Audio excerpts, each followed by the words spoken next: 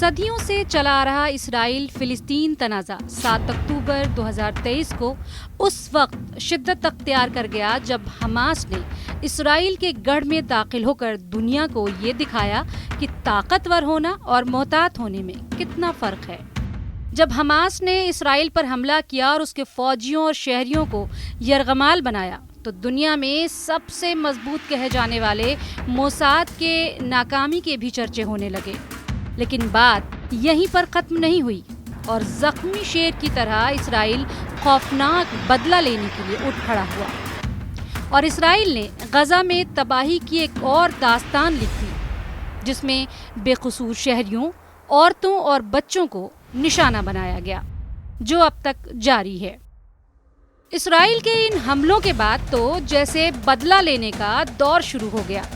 ایک طرف جہاں مغربی دنیا حماس کو دہشت گرد کہہ کر نشانہ بنانے لگی اور اسرائیلی وزیر اعظم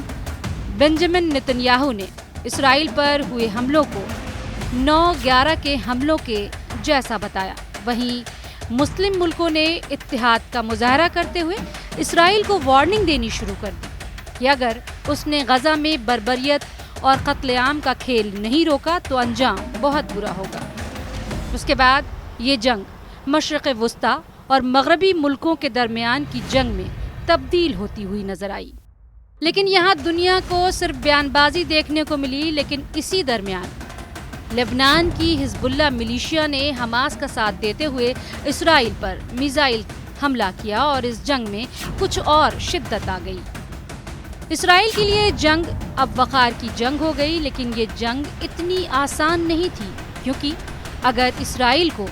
مغربی ملکوں کا سپورٹ مل رہا تھا تو ادھر حماس کا ساتھ دینے کے لیے اور فلسطینیوں کو بچانے کے لیے مسلم ملکوں نے بھی حصہ لینا شروع کر دیا۔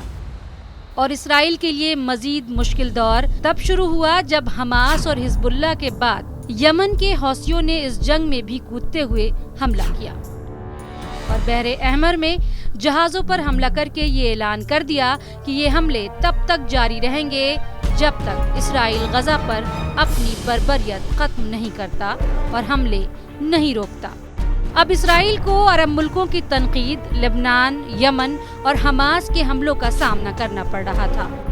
لیکن اسی بیچ حوثیوں کے حملے کا جواب دینے کے لیے امریکہ اور برطانیہ نے یمن پر ایئر اسٹرائک کر دی اور اعلان کر دیا کہ یہ بحر احمر میں حوثیوں کے حملے کا جواب ہے،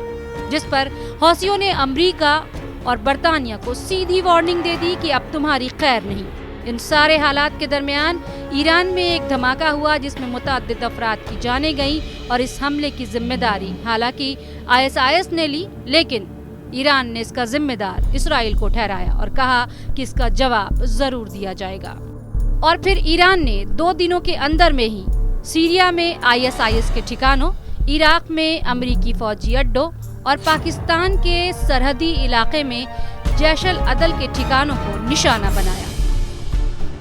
جس کے بعد پاکستان اور ایران کا تنازع شروع ہو گیا۔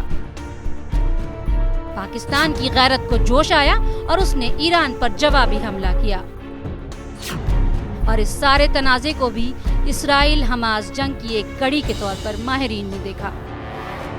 معاملہ یہیں پر نہیں رکا، ایک بار پھر اردن میں امریکی ایئر بیس پر حملہ ہوا اور 3 امریکی فوجی مارے گئے جبکہ تقریباً 50 کے زخمی ہونے کی اطلاع موصول ہوئی اور اس حملے کا شبہ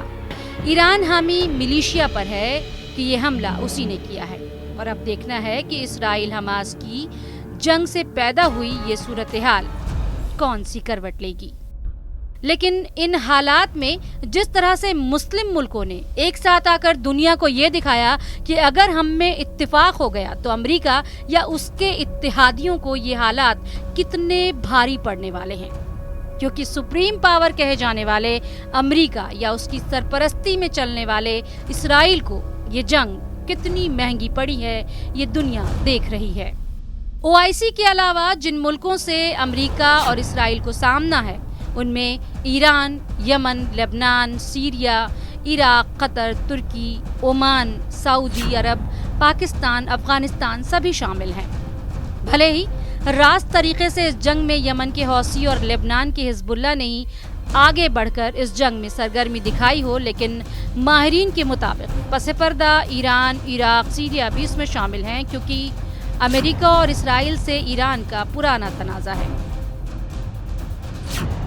और अमेरिका ने जिस तरह इसराइल की हिमायत की, उससे इस जंग में मजीद पेचीदगियां पैदा हो गईं। हालांकि सिर्फ मुस्लिम मुल्कों के ही नहीं, अक़वाम मुत्तहिदा में और आलमी अदालत इंसाफ में इसराइल का मामला जनूबी अफ्रीका, चिली समेत कई मुल्कों ने उठाया, जिस पर आलमी अदालत इंसाफ ने गजा के कत्लेआम को रोकने का हुक्म भी दिया, लेकिन इसराइल ने इसको हतक आमेज बताया। एक हमास इसराइल की जंग ने 7 अक्टूबर 2023 से अब तक कितने तनाज़े और जंगों को हवा दे दी है, और अब हालात ऐसे हो गए हैं कि अफगानिस्तान के बाद से मशरिक़ वुस्ता में अमेरिका के लिए ज़मीन तंग होती जा रही है और इसराइल को चौतरफा महाज का सामना है।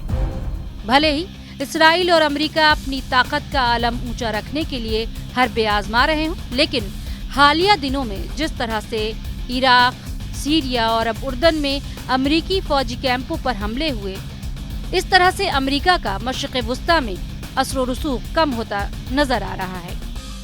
और ईरान और बाकी मुस्लिम मुल्कों की ताकत और गिरफ्त मजबूत होती नजर आ रही है, क्योंकि मगरबी मुल्कों ने मशरिक़ वुस्ता में जिस बुनियाद पर अपनी पकड़ मजबूत की थी, और वो पकड़ मजहबी बुनियाद पर तक़सीम करके की गई थी, लेकिन अब मशरिक़ वुस्ता के हालात कुछ और ही कहानी बयां कर रहे हैं, क्योंकि माहिरीन का मानना है कि इस खिते में हालिया दिनों में अकीदे के इख्तलाफ की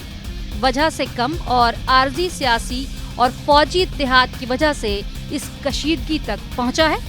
ये सारे हालात इस नतीजे की तरफ इशारा करते हैं कि अगर मुस्लिम मुल्क मुत्तहिद होकर मुकाबला करते हैं तो इसराइल और अमेरिका के इत्तेहादियों के लिए ये जंग आसान नहीं होगी,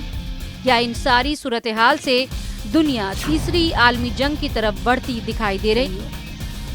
जो पूरी दुनिया के लिए एक खतरा बनती जा रही है, या खिते की इस सूरत हाल को हल करने के लिए बातचीत का रास्ता अपनाने को ये मुल्क राजी हो जाएंगे। ये आने वाला वक्त बताएगा कि मुस्लिम मुल्कों का इत्तेहाद आगे क्या फैसला लेता है और मगरबी ममालिक बातचीत की मेज तक आते हैं या नहीं।